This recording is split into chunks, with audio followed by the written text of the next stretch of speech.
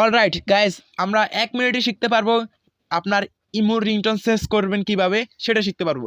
আর তোমরা যদি ভিডিওটি এইচডি কোয়ালিটি দেখতে চাও তাহলে তোমরা ডান পাশে দেখতে পারবা কালো সাবস্ক্রাইব বাটন, ওইখানে ক্লিক করবে, তোমরা ভিডিওটি এইচডি কোয়ালিটি দেখতে পারবা। তো শুরু করা আজকের লেসনটি।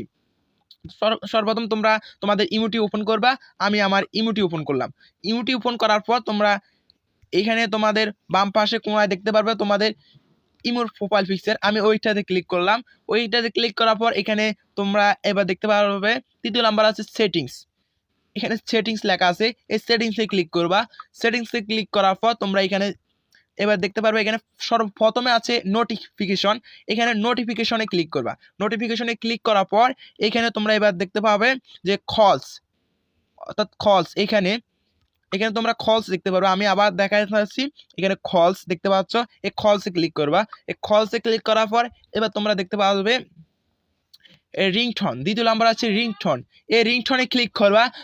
রিংটোনে ক্লিক করার পর এবার তোমরা যদি চাও তোমাদের রিংটোনগুলো ইউজ করতে, এখানে দ্বিতীয় নাম্বার আছে ইউজ ফোন রিংটোন। তোমরা এখানে ক্লিক করবা, ইউজ ফোন রিংটোন। এখানে ক্লিক করার পর তোমরা এগুলাতে ক্লিক করবে, তোমাদের ইমোর রিংটোন দেখতে পারবা।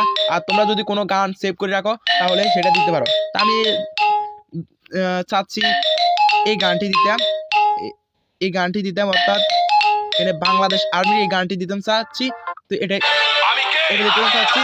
তো তোমরা তোমার পছন্দের মতো গান দিতে পারবা, যে কোনো কিছু দিতে পারবা।